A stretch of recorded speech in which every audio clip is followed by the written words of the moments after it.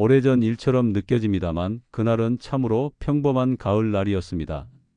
나지막한 햇살이 창가를 비추던 오후, 저는 오랜만에 딸네 집으로 향하고 있었습니다.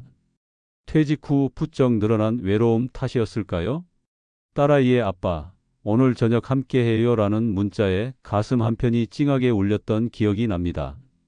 사위가 바빠 자주 만나지 못하던 터라 오랜만에 가족들과 함께하는 식사에 작은 설렘마저 안고 발걸음을 재촉했습니다.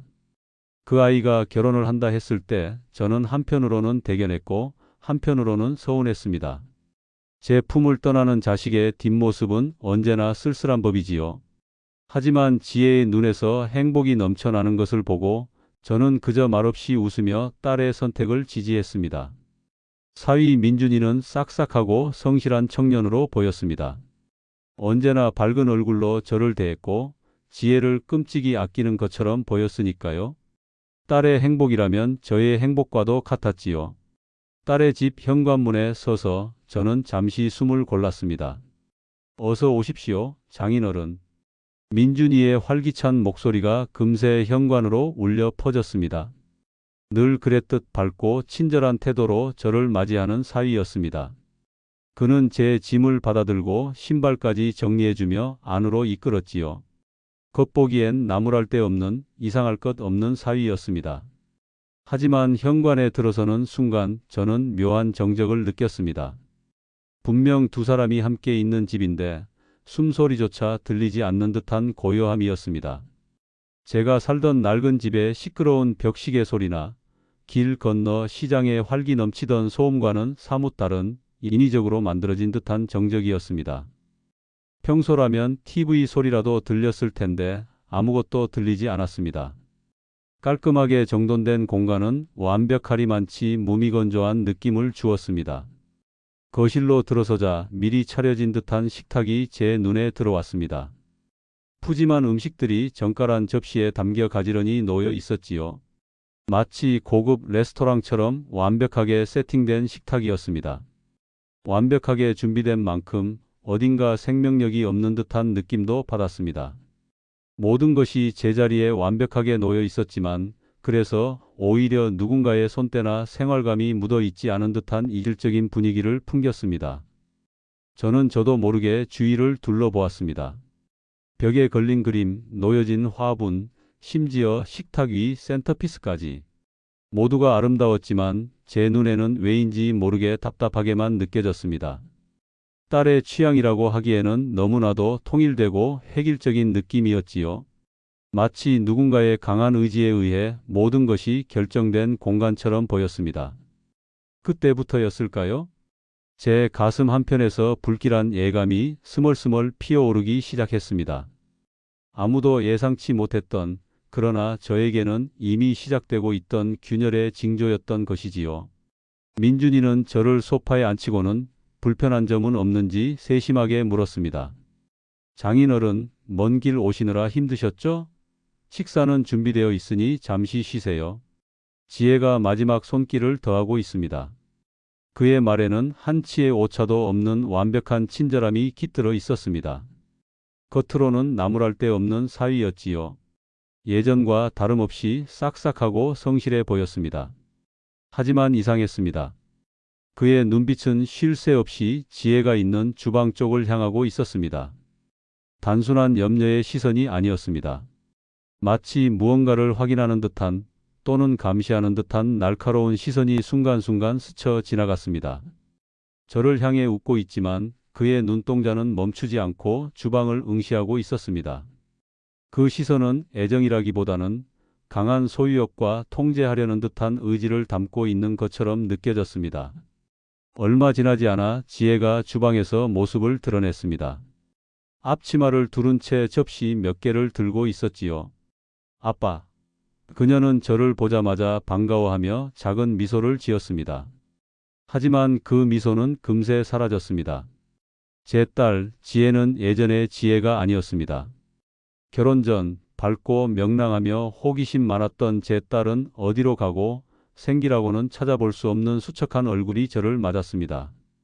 그녀의 눈동자는 깊이를 알 수 없는 우물처럼 어둡고 피곤해 보였습니다. 캥한 눈빛은 저와 시선을 오래 맞추지 못하고 바닥을 맴돌거나 이따금 민준이 쪽을 곁눈질했습니다. 그녀의 어깨는 늘 축 처져 있었고 그 몸짓 하나하나에서 왠지 모를 위축감이 느껴졌습니다.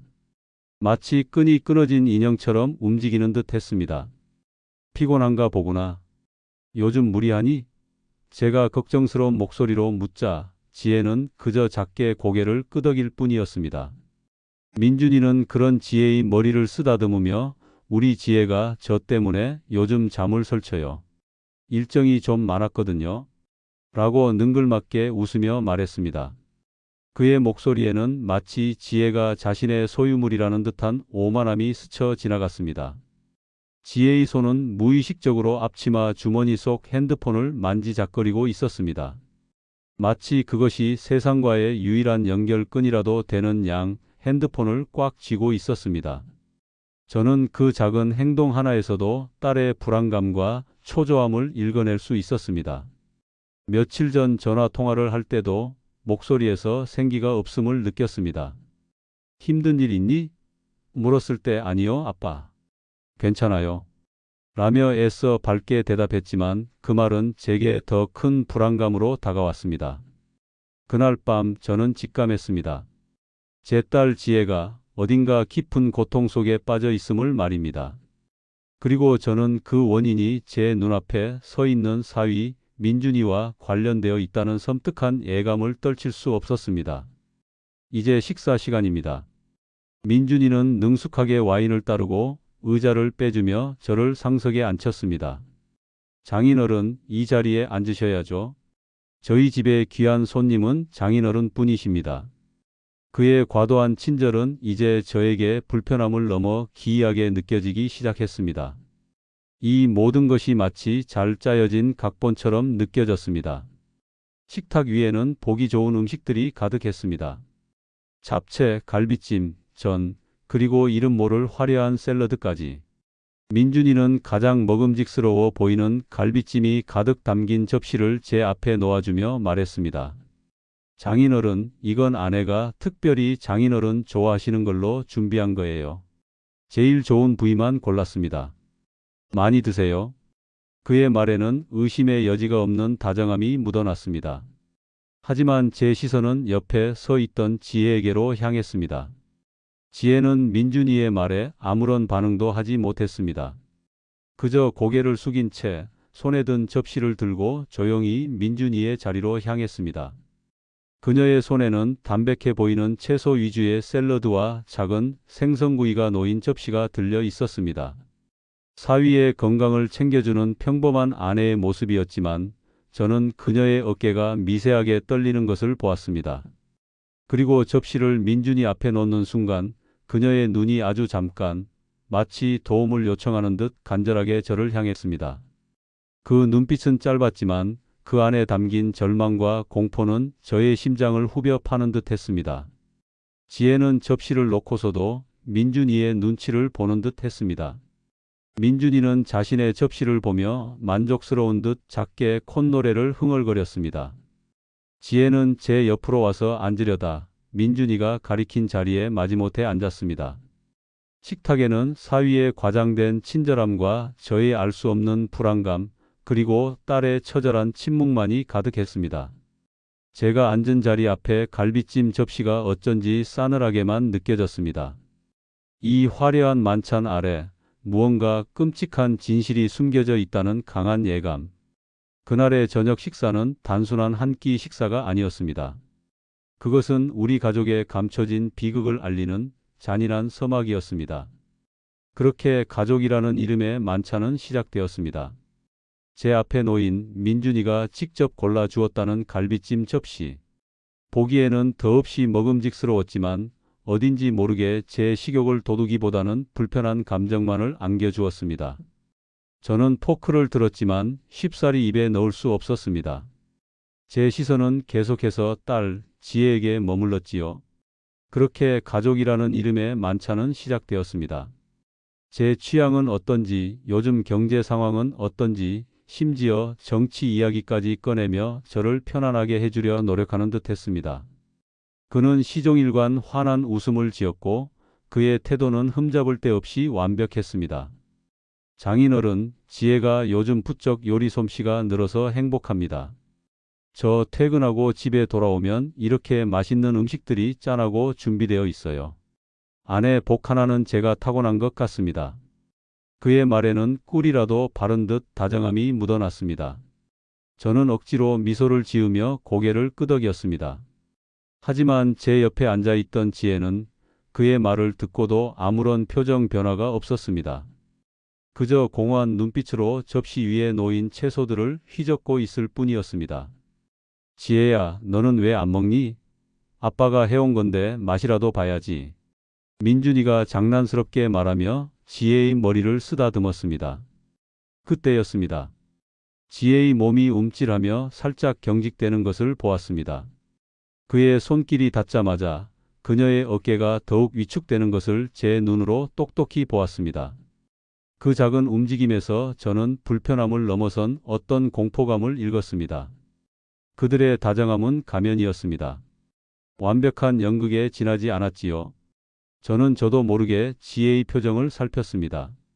그녀는 내내 음식 접시만 바라볼 뿐 저와는 시선을 마주치지 못했습니다. 민준이가 다른 이야기를 시작하며 저에게 집중할 때 지혜는 아주 짧게 그러나 필사적으로 저를 곁눈질했습니다. 그녀의 눈빛 속에는 말로 다 표현할 수 없는 수많은 감정들이 뒤섞여 있었습니다. 애써 담담한 척하지만 그 깊은 곳에서는 도와달라고, 이 지옥에서 자신을 꺼내달라고 외치는 듯한 절규가 느껴졌습니다. 마치 깊은 물속에서 허우적거리는 사람이 마지막으로 내미는 손과 같았습니다. 나는 알 수 없는 고통과 불안감에 휩싸였습니다. 내 딸이 이렇게 변해버린 이유를 알 수 없었지만 그 모든 것은 민준이와 관련되어 있다는 섬뜩한 확신이 저를 감쌌습니다. 식사는 불편한 침묵과 민준이의 끊임없는 이야기로 이어졌습니다. 지혜는 여전히 아무것도 먹지 못하고 있었습니다. 그녀의 손은 계속해서 무언가를 찾듯 테이블 밑을 더듬고 있었습니다. 제가 무의식적으로 고개를 숙여 테이블 밑을 보니 지혜의 무릎 위에 핸드폰이 놓여 있었습니다. 그녀는 그 핸드폰을 꽉 쥐고 있었습니다. 너무나 강하게 쥐고 있어 손마디가 하얗게 질릴 정도였습니다. 핸드폰 화면에는 희미하게 카톡 창이 떠 있는 듯 했습니다.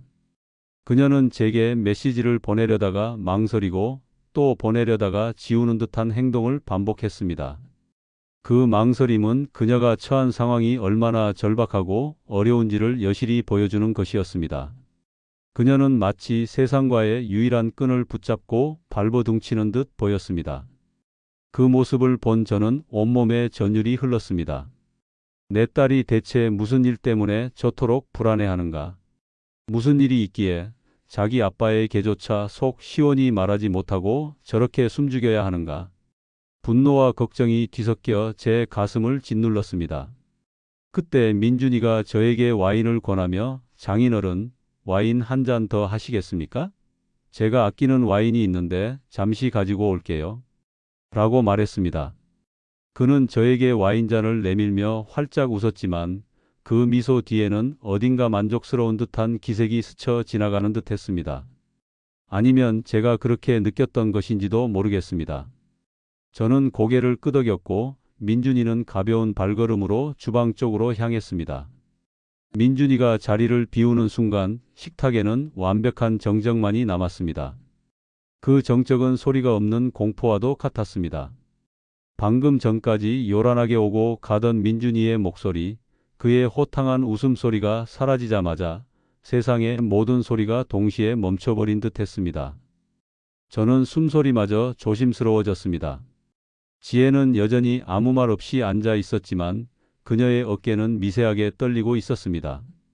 우리는 서로를 마주 보았습니다. 말로 표현할 수 없는 절박함이 그녀의 눈빛에 가득했습니다. 그 짧은 순간이 영원처럼 느껴졌습니다. 주방 쪽에서 민준이의 발소리가 점차 멀어졌습니다. 저는 직감했습니다. 지금이야말로 무언가를 할 수 있는 마지막 기회임을, 제 딸이 제게 보내는 마지막 신호일 수 있다는 섬뜩한 예감이 저의 온몸을 휘감았습니다. 하지만 무엇을 어떻게 해야 할지 저는 알 수 없었습니다. 오직 압도적인 불길함만이 제 머릿속을 채웠습니다. 바로 그때였습니다. 제 주머니 속 핸드폰이 격렬하게 진동했습니다. 짧고 날카로운 진동음은 고요한 정적을 깨트리기에 충분했습니다. 저는 순간적으로 깜짝 놀랐습니다. 불길한 예감은 왜 틀린 적이 없을까요? 화면에는 내 딸 지혜이라는 이름이 선명하게 떠올랐습니다. 나는 마치 심장에 전기가 통한 듯 온몸에 전율이 흘렀습니다. 저는 황급히 핸드폰을 꺼내 들었습니다. 민준이가 돌아오기 전 이 전화를 받아야만 했습니다. 그의 발소리가 주방 저 깊은 곳에서 희미하게 들리는 듯 했지만 곧 돌아올 것임은 분명했습니다. 저는 자리에서 황급히 일어났습니다. 마치 무언가 중요한 것을 확인하는 척 화장실에라도 가는 듯이 조심스럽게 움직였습니다. 주방에서 멀리 떨어진 곳, 민준이에게 제 목소리가 들리지 않을 만한 곳을 찾았습니다. 그리고 핸드폰을 귀에 가져다 댔습니다. 수화기 너머에서 들려오는 목소리는 제 딸, 지혜의 목소리가 분명했습니다. 하지만 평소에 상냥하고 차분했던 그녀의 목소리는 아니었습니다. 찢어질 듯 날카롭고 두려움과 절박함으로 가득 찬 거의 울부짖음에 가까운 떨리는 속삭임이었습니다. 마치 생사의 갈림길에 선 사람이 마지막으로 내뱉는 소리처럼 간절했습니다. 아빠, 지금 드시고 계신 그 음식 드시면 안 돼요. 제발 바꿔주세요. 제가 놓은 거예요. 오빠 거예요. 그녀의 말이 마치 칼날이 되어 제 심장을 꿰뚫는 듯 했습니다. 머릿속이 하얘지는 동시에 그녀의 마지막 말들이 제 내리를 강하게 스쳤습니다. 제가 놓은 거예요. 오빠 거예요. 아, 그랬습니다. 지혜가 제 앞에 놓은 갈비찜 접시가 아니라 민준이의 빈자리에 놓여 있던 채소 접시가 바로 그녀의 것이었던 것입니다. 그리고 드시면 안 돼요라는 그 말의 의미는 이미 너무나 명확하게 제 머릿속에 들어왔습니다. 지혜의 떨리는 목소리, 절규에 가까운 속삭임, 그리고 그녀가 지난 몇 달간 보여주었던 알 수 없는 불안감과 수척함의 이유를 저는 비로소 깨달았습니다. 온몸에 피가 역류하는 듯한 충격이었습니다. 제 눈은 미친 듯이 식탁을 향했습니다. 제 앞에 놓인 그 갈비찜 접시와 민준이의 빈자리에 놓인 채소 접시를 번갈아 보았습니다. 지혜가 무엇을 준비했는지, 그 음식이 누구를 위한 것이었는지, 그리고 그녀가 왜 저에게 그토록 간절히 부탁하고 있는지를. 그녀는 자신이 준비한 그 위험한 음식을 아빠가 먹지 않기를 바랐던 것입니다. 그리고 민준이가 그것을 먹어야 한다는 섬뜩한 암시였습니다. 딸의 계획은 이미 실행되었던 것입니다.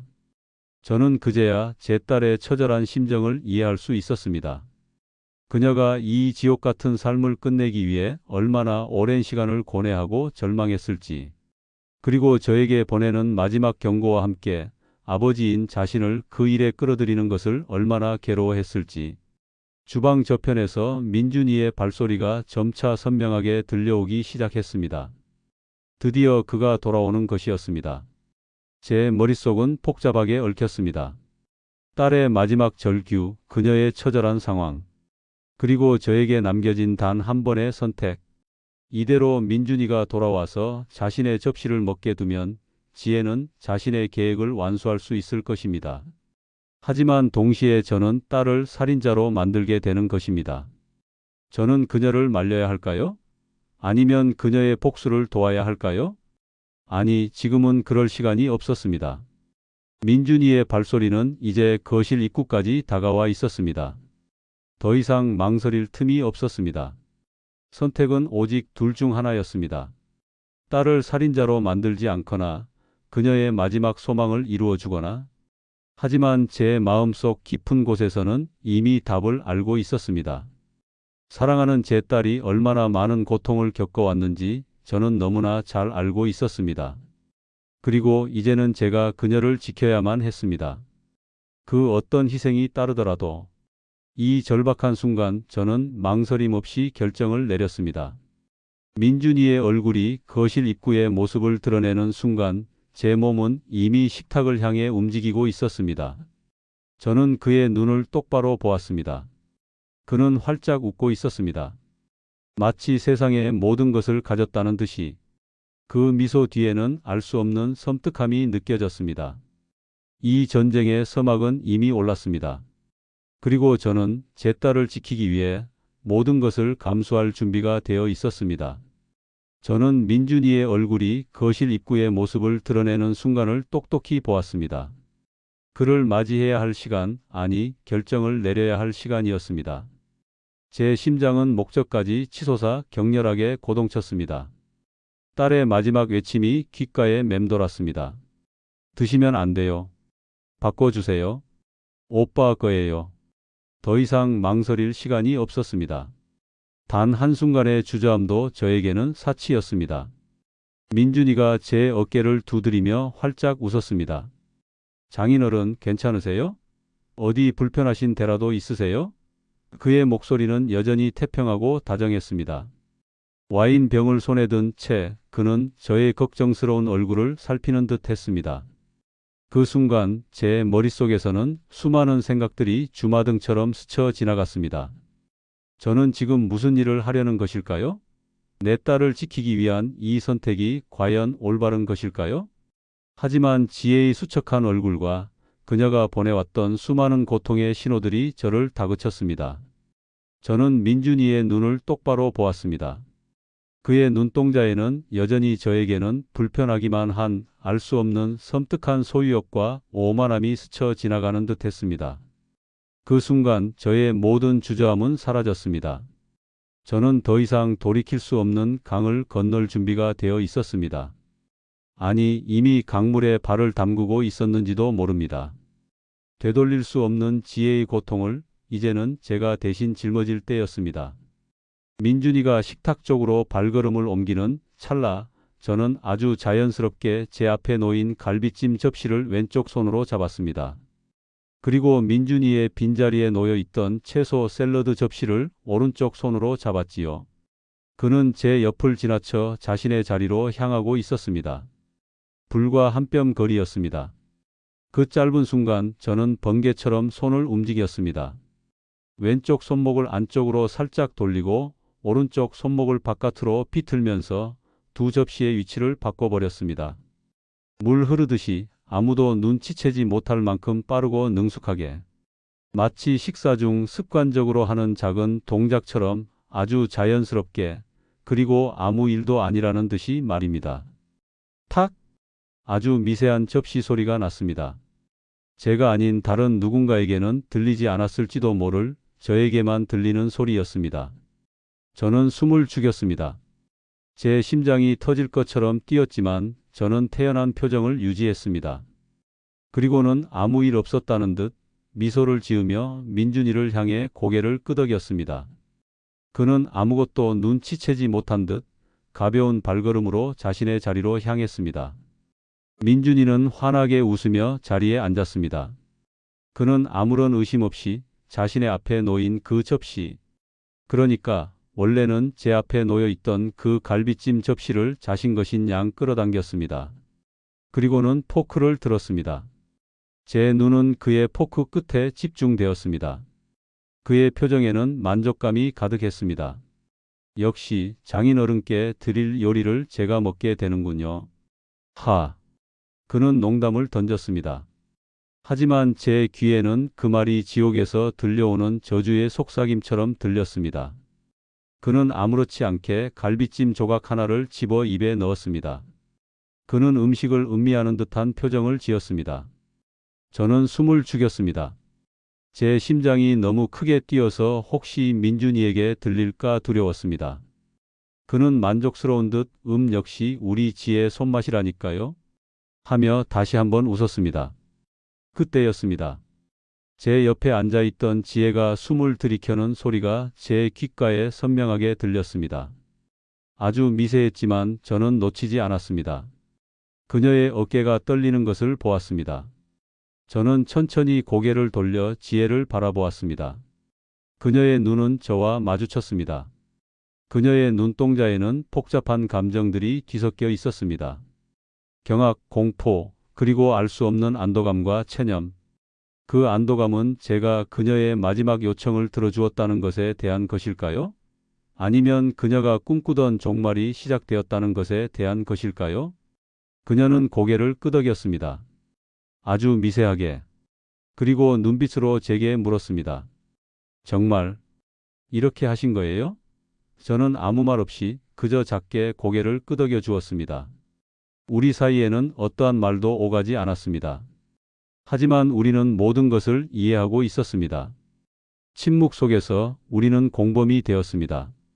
가장 끔찍한 진실을 공유하는 침묵의 공범 말입니다. 그 후로 식사는 다시 이어졌습니다. 민준이는 여전히 밝게 웃으며 저에게 이야기를 건넸습니다. 그는 자신의 접시에 담긴 갈비찜을 연신 먹어댔습니다. 겉으로 보기에는 평화로운 저녁 식사였습니다. 화기애애한 웃음소리가 간간히 들렸고 접시 부딪히는 소리, 와인잔을 기울이는 소리가 조용히 울렸습니다. 하지만 저는 그 어느 때보다도 팽팽한 긴장감을 느꼈습니다. 제 심장은 여전히 미친 듯이 뛰고 있었고 제 귀에는 민준이의 포크 소리가 너무나 선명하게 들려왔습니다. 한 입, 또 한 입. 그 소리가 마치 제 귀에 대고 죽음의 카운트다운을 외치는 듯 했습니다. 그는 여전히 미소를 지으며 음식을 먹고 있었습니다. 그리고 아주 잠깐 저는 민준이의 얼굴이 살짝 찌푸려지는 것을 보았습니다. 찰나의 순간이었습니다. 그는 와인을 한 모금 마셨고 그 표정은 금세 사라졌습니다. 너무나 순식간이라 제가 잘못 본 것일지도 모른다고 생각했습니다. 하지만 제 예민해진 감각은 그 작은 변화를 놓치지 않았습니다. 그것은 마치 사냥꾼이 미세한 흔적을 발견했을 때 느끼는 직감과도 같았습니다. 지혜의 얼굴에도 불안감이 스쳤습니다. 그녀는 계속해서 민준이의 접시와 민준이의 얼굴을 번갈아 살폈습니다. 그녀는 이제 제가 준 접시에 담긴 채소 샐러드를 조용히 먹고 있었습니다. 그리고 저는 제 앞에 놓인 그 샐러드를 보며 깊은 생각에 잠겼습니다. 만약 제가 접시를 바꾸지 않았다면 지금 저의 앞에 놓여 있을 것은 무엇이었을까? 그리고 지혜는 저에게 무엇을 먹이려 했을까? 어쩌면 지혜는 처음부터 자신이 죽을 생각으로 마지막 작별 인사를 하려 했던 것인지도 모른다는 끔찍한 생각마저 들었습니다. 밤은 깊어졌고 식사는 끝나지 않았습니다. 식탁 위에는 이제 접시 부딪히는 소리 대신 무거운 침묵만이 흘렀습니다. 저의 머릿속은 지옥처럼 혼란스러웠습니다. 저는 무슨 일을 벌인 것일까요? 제 딸의 고통을 끝내주기 위해 저는 또 다른 비극을 시작한 것일까요? 죄책감과 동시에 알 수 없는 냉정한 만족감이 저의 심장을 파고들었습니다. 마치 오랜 숙제를 끝낸 듯한 씁쓸한 감정이었습니다. 이 만찬은 더 이상 단순한 가족 식사가 아니었습니다. 그것은 비극의 재단이었고 희생자의 접시는 바뀌어 있었습니다. 그리고 그 사실을 아는 사람들은 이 식탁에 앉아있는 우리 세 사람뿐이었습니다. 겉으로는 평화로워 보이는 이 식탁 아래 어둠과 침묵으로 얽힌 고요한 폭풍이 휘몰아치고 있었습니다. 그 밤의 공기는 너무나 무겁고 차가워서 제 등줄기에는 식은 땀이 흘러내렸습니다. 비극은 이제 막 시작된 것이었습니다. 밤은 늦어졌고 식사는 마침내 끝났습니다. 식탁 위에는 텅 빈 접시들만이 어지럽게 놓여 있었습니다. 민준이는 여전히 밝은 표정으로 식사를 잘 마쳤다며 만족해했습니다. 그는 저와 지혜에게 연신 감사하다는 말을 건넸습니다. 저는 그에게 아무 일 없었다는 듯 오히려 맛있었다는 거짓말을 덧붙였습니다. 억지로 지어낸 미소는 제 입가에서 쉬이 떨어지지 않았습니다. 밤은 늦어졌고 식사는 마침내 끝났습니다. 식탁 위에는 텅 빈 접시들만이 어지럽게 놓여 있었습니다. 민준이는 여전히 밝은 표정으로 식사를 잘 마쳤다며 만족해했습니다. 그는 저와 지혜에게 연신 감사하다는 말을 건넸습니다. 저는 그에게 아무 일 없었다는 듯 오히려 맛있었다는 거짓말을 덧붙였습니다.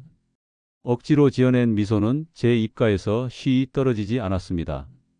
자정을 넘겨 집에 돌아온 저는 한동안 잠을 이룰 수 없었습니다. 그날 밤의 식탁이 지혜의 떨리는 목소리가 그리고 민준이의 아무것도 모르는 표정이 제 머릿속을 끊임없이 맴돌았습니다. 저는 창밖을 바라보며 밤새도록 고뇌했습니다. 제가 과연 올바른 선택을 한 것일까요? 제가 딸을 구원한 것일까요? 아니면 우리 모두를 더 깊은 나락으로 밀어넣은 것일까요? 죄책감과 동시에 이상하게도 알 수 없는 만족감이 제 마음 한편에 자리하고 있었습니다. 제 딸을 그 지옥에서 건져냈다는 안도감이었을까요? 아니면 정의를 실현했다는 뒤틀린 통쾌함이었을까요? 저는 스스로도 제 감정을 알 수 없었습니다. 그렇게 며칠이 흘렀습니다.